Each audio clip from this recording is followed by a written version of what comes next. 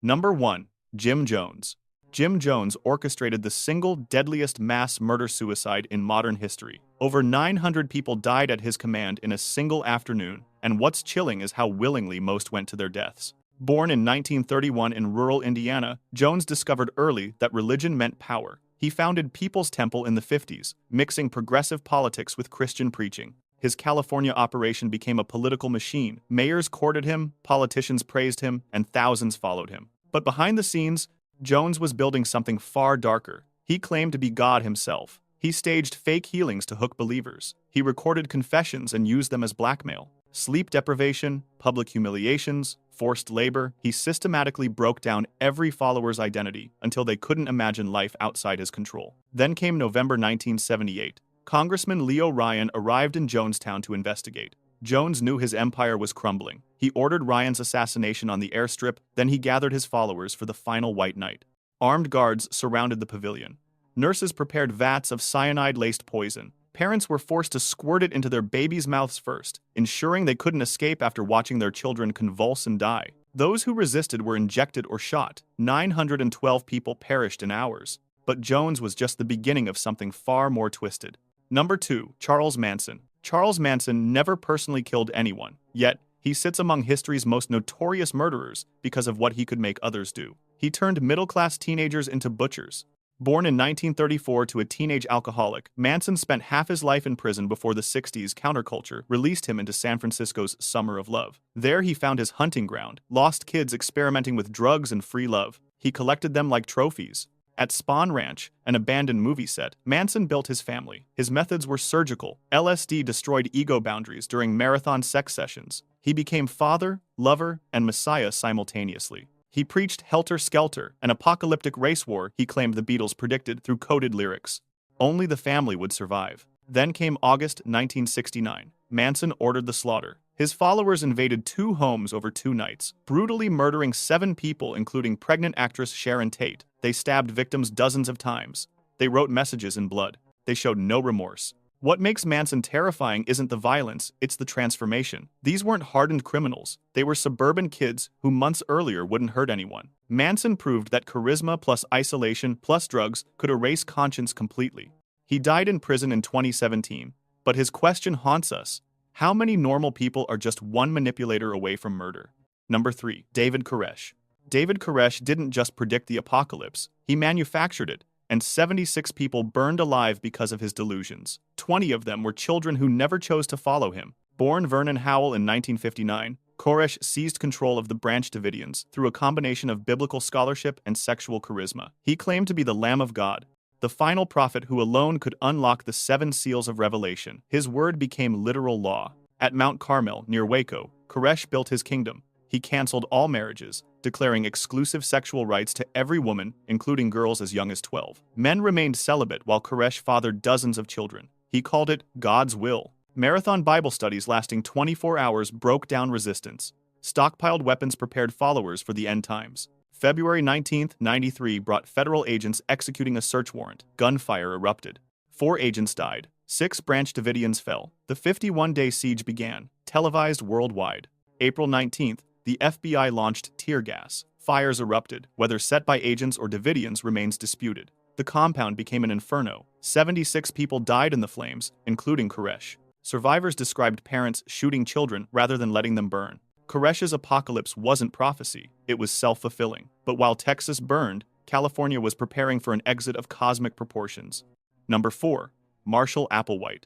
Marshall Applewhite convinced 39 highly intelligent people that suicide was graduation. They believed a spacecraft trailing Hale-Bopp comet would collect their souls. They died wearing identical Nike sneakers, $5 in their pockets for the journey. Born in 1931, Applewhite was a music professor whose life collapsed after a psychiatric breakdown and a failed attempt to suppress his homosexuality through castration. He met nurse Bonnie Nettles in a hospital, and together they birthed Heaven's Gate, a UFO cult mixing Christianity with science fiction. They taught that Earth was about to be recycled. Human bodies were merely containers for souls. Applewhite and Nettles were extraterrestrial beings, offering the only escape route. Followers had to shed every human attachment, family, sexuality, individuality to reach the next level. Heaven's Gate members adopted identical androgynous appearances. 8 underwent voluntary castration, including Applewhite himself. They spoke in sanitized language, calling bodies vehicles and death exiting. They lived by rigid schedules,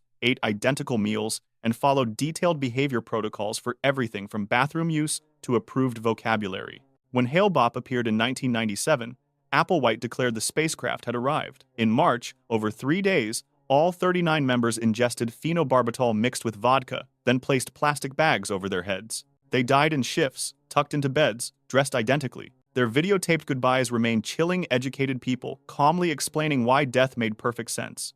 But while Applewhite pursued cosmic escape, another leader was weaponizing religion with chemical warfare. Number 5. Shoko Asahara. Shoko Asahara didn't just predict apocalypse. He tried to start it using sarin nerve gas in the Tokyo subway. 13 people died. Thousands were injured. It was the first major chemical weapons attack by a terrorist organization. Born Chizuo Matsumoto in 1955, the partially blind son of a poor matmaker, Asahara built Aum Shinrikyo by mixing Buddhism, Hinduism, Christianity, and doomsday prophecy.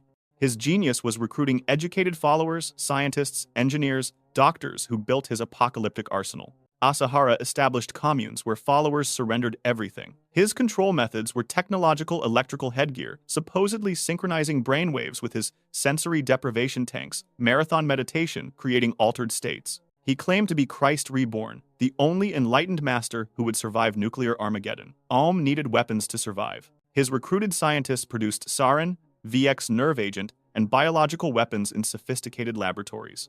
Aum tested them by murdering perceived enemies. Authorities noticed nothing until it was nearly too late. March 20th, 1995, morning rush hour. 5 Aum members boarded different Tokyo subway lines, carrying bags of liquid sarin. They punctured the bags with sharpened umbrella tips and fled. Gas spread through packed trains. 13 died. Over 6,000 sought treatment. The city paralyzed. Police raids uncovered Asahara's vast criminal operation weapons labs, torture chambers, murdered followers. He was found hiding in a secret compound room. Executed in July 2018, Asahara proved that apocalyptic belief plus scientific knowledge equals unprecedented terror. But while he pursued chemical apocalypse, another leader was building power through mass weddings and political manipulation. Number 6. Sun Myung Moon. Sun Myung Moon married thousands of strangers to each other in mass wedding ceremonies, claiming divine authority to create perfect families. His followers called him True Father. Critics called his unification church a cult that destroyed families through brainwashing. Born in 1920 in what became North Korea, Moon founded his church in 1954 after claiming Jesus appeared ordering him to complete Christianity's unfinished mission. Moon taught that he and his wife were true parents, destined to restore humanity from original sin through arranged marriages. Moon's recruitment machine targeted vulnerable college students through front organizations. Love bombing overwhelmed recruits with affection. Isolation from families followed. Marathon workshops broke down resistance. Members surrendered money, careers, and autonomy. Moon personally selected marriage partners, often pairing people who'd met minutes before massive ceremonies involving thousands of couples simultaneously. What made Moon's organization powerful was its corporate empire. The church owned newspapers, universities, arms manufacturers, seafood companies, and vast real estate. Moon cultivated political connections globally, hosting anti-communist conferences and building relationships with world leaders, despite his criminal conviction for tax fraud in America. Families reported losing children to recruitment tactics critics called brainwashing. Deprogrammers were hired for forcible extractions. Moon's theology demanded absolute obedience. Questioning true parents meant spiritual death. Moon died in 2012 at 92. His organization continues under his widow and children, though splintered by succession disputes. Japan dissolved the church's legal status in 2025 over coercive donation practices. Moon proved religious authority could build corporate empires. But while he pursued global influence, another American leader was enforcing even darker control through child abuse. Number 7. Warren Jeffs. Warren Jeffs is serving life plus 20 years for raping children he called his wives. Yet from prison, he still controls thousands of followers who obey his every revelation. His power survives iron bars because he owns their souls. Born in 1955, Jeffs inherited leadership of the Fundamentalist Church of Jesus Christ of Latter-day Saints in 2002. He immediately tightened control over Utah-Arizona border communities, practicing polygamy. His interpretation of Mormon fundamentalism demanded extreme obedience and child marriage as paths to heaven. Jeffs ruled through revelation and terror. He could reassign wives and children instantly, destroying families on whims. He performed spiritual marriages between adult men and girls as young as 12, calling it God's command. Young boys were expelled on fabricated charges dumped on highways to eliminate competition for future wives. What makes Jeff's monstrous is the systematic nature. He recorded his sexual assaults on children, calling them sacred ceremonies. He maintained detailed records of marriages and revelations. Parents in the community handed over daughters, believing resistance meant damnation. The FLDS became a closed society, where questioning meant expulsion and eternal punishment. The FBI's most wanted list in 2006, captured during a traffic stop with disguises and cash. Texas authorities raided the Yearning for Zion Ranch in 2008, removing over 400 children. Convicted of aggravated sexual assault of children, Jeffs continues issuing revelations from prison. Recorded calls reveal ongoing control over marriages and property. Many followers still believe he's God's prophet. His power proves that systematic indoctrination can survive even imprisonment. But while Jeffs perverted religion, another leader in Canada was inflicting unimaginable physical horrors. Number 8. Roche Thériault. Roche Thériault performed surgery on conscious followers using meat cleavers, pliers, and knives. No anesthesia, no medical training, just absolute power over people who believed he was Moses reborn. His specialty was amputation. Born in 1947 in Quebec, Thériault founded the Ant Hill Kids in the late 70s, combining distorted Adventist teachings with apocalyptic prophecy. At his isolated commune, his word became law. Members called him Moses. He called himself God's chosen instrument. Thériault's methods went beyond psychological control into systematic torture disguised as healing. Followers got sick often from his previous surgeries, so he operated again. He performed hysterectomies on kitchen tables. He removed intestines. He amputated limbs with whatever tools were handy. Infections were inevitable. More surgeries followed. But surgery was just one horror. He beat followers unconscious with hammers. He forced members to sit on burning stoves. He nailed a child's hand to a table for discipline. He pulled teeth with pliers. He suspended people from ceilings. And after each torture session, he'd nurse them back to health, creating trauma bonds that made escape psychologically impossible. The turning point came when Gabrielle Lavallee escaped in 1989. She was missing part of her arm. Thériault had amputated it with a meat cleaver after a beating. Her testimony exposed years of torture hidden in rural Quebec. Convicted of murder after a follower died during botched surgery, Thériault received life. In prison, even hardened criminals despised him. Another inmate stabbed him to death in 2011. His case revealed how isolation enables monsters. But while Thériault inflicted physical horror, another leader was conducting psychological experiments on kidnapped children. Number 9. Anne Hamilton Byrne. Anne Hamilton Byrne claimed to be Jesus Christ reborn. To prove it, she kidnapped at least 28 children, bleached their hair identical blonde, dressed them in matching clothes, and convinced them they were all born on the same day to her. Then she fed them LSD. Born in 1921 in Australia, Hamilton Byrne founded the family in the 60s, recruiting middle-class professionals including nurses, doctors, and academics. They helped her acquire children through illegal adoptions, forged documents, and outright theft from vulnerable mothers. At Kailama, her isolated property outside Melbourne, Hamilton Byrne conducted her experiment. All children had hair bleached white blonde regardless of natural color, identical clothing, identical hairstyles. They were told they were siblings, born simultaneously to Anne. Reality was systematically erased, but the uniformity was just surface horror. Psychiatric nurses, licensed professionals, administered LSD to children as young as 10, calling it vitamins, beatings with wooden paddles for minor infractions, starvation diets as punishment, complete isolation from outside world, minimal education, no legal identities. The children existed in a twilight zone between reality and Hamilton Byrne's delusion. Police raided in 1987 after a child escaped. The children they found were malnourished, traumatized, and psychologically shattered. Hamilton Byrne fled to America but was extradited. Her punishment? $5,000 fine for document fraud. She avoided serious prosecution through age and declining mental health. She died in 2019 with dementia, never truly answering for the psychological destruction she inflicted. The rescued children's testimonies revealed how professional credentials enabled systematic abuse. But while Hamilton Byrne experimented in Australia, 2 European leaders were preparing for cosmic transit through mass murder. Number 10. Luc Jouret and Joseph DiMambro. Luc Jouret was the charismatic face preaching enlightenment. Joseph DiMambro was the puppet master, pulling strings from shadows. Together they convinced 74 people that death by fire was the only path to the stars. But many victims didn't volunteer, they were murdered. Jouret, born in 1947, was a Belgian doctor obsessed with Templar mysticism. DiMambro, born in 1924 in France, was an occultist, claiming reincarnation as Moses and Osiris. They founded the Order of the Solar Temple in the 70s, recruiting wealthy Europeans seeking cosmic meaning. The order presented itself as elite spiritual society. Members paid enormous fees for ceremonial advancement. DiMambro created elaborate theatrical rituals using hidden electronics, holographic apparitions, disembodied voices, mystical lights, convincing followers they were accessing higher dimensions.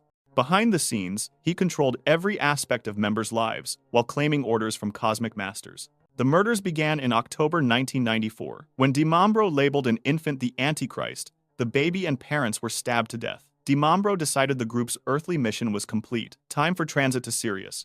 In Switzerland and Canada, members were shot, poisoned, and burned alive in coordinated ceremonies. Some tried to escape. Their bullet wounds proved it. 53 died in the first wave, bodies arranged in ritualistic stars, wearing ceremonial robes. More deaths followed in 1995 and 97. Jure and DiMambro died in the first incident, but lieutenants continued the transits. The final victims included children who never chose belief. The Solar Temple proved that cosmic promises could make murder seem like liberation. But while Europeans pursued stellar transcendence, an Indian guru in America was poisoning hundreds with bacteria. Number 11. Bhagwan Sri Rajneesh. Bhagwan Sri Rajneesh owned 93 Rolls-Royces while preaching spiritual detachment. His followers wore red and orange robes while plotting America's first bioterrorism attack. They poisoned over 700 people to steal an election. The guru claimed ignorance. Nobody believed him. Born in 1931 in India, Rajneesh built a following through dynamic meditation and sexual liberation. Thousands of Western seekers flocked to his Pune ashram. In 1981, he moved to Oregon, purchasing 64,000 acres to build Rajneeshpuram, a planned city for followers. The commune grew explosively. Airport, police force, infrastructure for thousands. But rural Oregonians opposed the influx. When locals resisted politically, Rajneesh's secretary Ma Anand Sheila declared war. She ran operations with ruthless efficiency while Rajneesh maintained public silence, driving past followers in different Rolls-Royces daily. Sheila's team wiretapped officials. They poisoned enemies. They planned assassinations. And when county elections threatened their power, they escalated to terrorism. September 1984. Sheila's operatives contaminated salad bars in the Dalles restaurants with salmonella bacteria.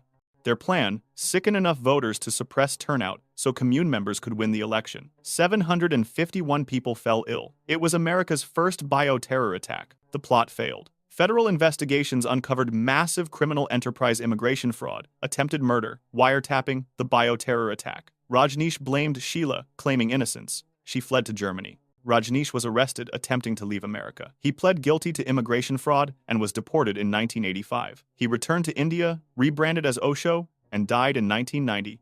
His movement continues, sanitizing history while promoting meditation. Rajneeshpuram proved utopian visions justify extreme crimes. But while Rajneesh corrupted spirituality through politics, another leader was systematizing child rape as religious doctrine. Number 12. David Berg. David Berg built a global network where child sexual abuse wasn't hidden, it was doctrine. He wrote explicit instructions for molesting children. He called it God's love. Survivors call it hell, and it happened in communes across every continent. Born in 1919 to evangelist parents, Berg founded Children of God in 1968, targeting hippies with radical Christianity. The movement exploded globally, establishing communes worldwide. But behind missionary work lurked systematic abuse. Berg taught that God is love and love is sex. All boundaries dissolved. He introduced flirty fishing female members using sex to recruit men. He called it witnessing. Then he went further, much further. Berg wrote Mo letters distributed to every commune, explicitly advocating sexual contact with children. He described molesting his daughters and grandchildren in graphic detail, calling it training in love. Communes followed his directives. Parents handed over children, believing resistance was satanic. Babies were molested. Toddlers were raped. Older children were passed between adults. It was normalized, systematized, celebrated. Thousands of children born into communes worldwide suffered abuse. Former members report being molested from infancy, told that resistance was demonic. The psychological damage is incalculable. Many survivors have committed suicide. Berg went into hiding in the 70s, directing operations through letters.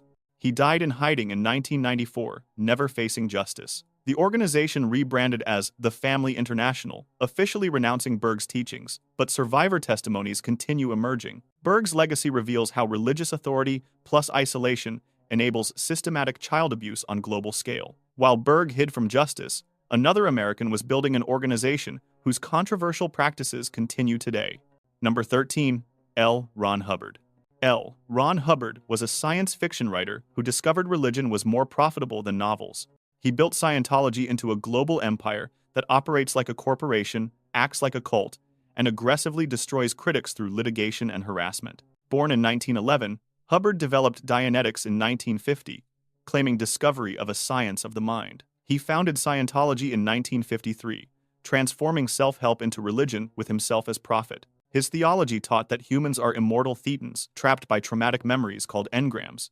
Through auditing confessional sessions using an e-meter device, members could become clear and eventually operating thetans with supernatural powers. Each level required purchasing increasingly expensive courses. Advancement could cost hundreds of thousands of dollars. Information about upper levels was kept secret, creating mystery and dependency. What made Scientology powerful was its systematic approach to controlling information and attacking critics. Hubbard established the Guardian's Office, which infiltrated government agencies and destroyed critics through litigation. Operation Snow White saw Scientology agents infiltrate 82 governments worldwide. It remains the largest infiltration of the U.S. government in history. Ex-members allege abuse in the C organization, forced labor, family separation, physical punishment in the Rehabilitation Project force. The church vigorously denies allegations and says critics distort religious practices. Hubbard spent final years in hiding, allegedly paranoid and drug-addicted. He died in 1986. David Miscavige assumed leadership and modernized operations while maintaining controversial practices. Scientology's status remains disputed, recognized as religion in some countries, labeled cult in others. Celebrity members provide public relations. Aggressive legal tactics silence critics. The organization demonstrates how corporate structure combined with religious authority creates unique power. But while Hubbard built institutional power, another preacher was creating a darker empire built on child rape. Number 14. Tony Alamo. Tony Alamo preached salvation on street corners while raping children in his compounds. He took girls as young as 8 years old as his wives, calling it God's will. He died in prison, still claiming he was persecuted for righteousness. He was just a pedophile with a Bible. Born Bernie Lazar Hoffman in 1934, Alamo founded his ministry with wife Susan in the late 60s. After Susan's death in 1982, Alamo's behavior deteriorated from controlling to monstrous. His Arkansas compounds became prisons where he ruled through terror and divine authority. Members worked without pay in church-owned businesses. They lived in cramped dormitories under constant surveillance. Alamo preached anti-Catholic conspiracy theories and anti-government paranoia while demanding absolute loyalty. Children received minimal education and no contact with outside world. But the real horror was systematic sexual abuse disguised as spiritual marriage. Alamo claimed divine authority to marry children. He took girls as young as 8 as his wives. He called it God's plan. Parents handed over daughters, believing resistance meant damnation. Alamo raped them repeatedly, transporting them across state lines to avoid scrutiny. He kept elaborate files on members' confessions, using them as blackmail. Former members described beatings, sleep deprivation, psychological torture. The compounds were totalitarian states where Alamo's word was absolute law. Multiple victims finally came forward. Alamo fled, but was captured in 2008. He was convicted on 10 counts of transporting minors for sexual activity and sentenced to 175 years. He showed no remorse in court, claiming persecution. He died in federal prison in 2017 at 82. His organization collapsed, though some followers still believe. Alamo demonstrated how religious authority shields predators for decades. But while Alamo targeted vulnerable children, another leader was building violent power through racial hatred. Number 15. Yahweh ben Yahweh. Yahweh ben Yahweh taught that he was God in the flesh, that Jesus was black, and that white people were devils. To prove devotion, members had to bring him severed ears from murdered white victims. At least 14 people died to satisfy his divine ego. Born Hulon Mitchell Jr. in 1935 in Oklahoma, he founded the Nation of Yahweh in Miami during the late 70s. His theology mixed black supremacy with distorted biblical interpretation. He demanded absolute obedience and claimed divine status. Followers wore white robes, adopted Hebrew names, and followed strict codes. Yahweh built impressive operations in Miami's black community businesses, schools, a complex of properties. He received political recognition from city officials who saw community development. Behind the legitimate facade lurked systematic violence. His enforcers, called the Brotherhood, murdered defectors and random white victims between 1981 and 86. Yahweh allegedly required members to prove loyalty by bringing him severed body parts, ears, fingers, heads. The murders were brutal, victims beaten, stabbed, mutilated. He allegedly kept body parts as trophies. One defector was beheaded. Others were tortured before death. Yahweh preached that killing whites was righteous, accelerating divine judgment. The Brotherhood operated as religious death squad, targeting anyone Yahweh marked. Former members finally testified. Federal prosecutors charged Yahweh with conspiracy to commit murder and racketeering in 1990. His trial revealed the violent enforcement behind his religious facade. Convicted and sentenced to 18 years, he served 11 before release under strict parole in 2001. He maintained innocence until death from cancer in 2007. His legacy remains controversial. Some still view him as messianic, while others remember the victims. Yahweh proved that racial hatred plus religious authority produces organized murder, leaving Miami forever marked by his reign.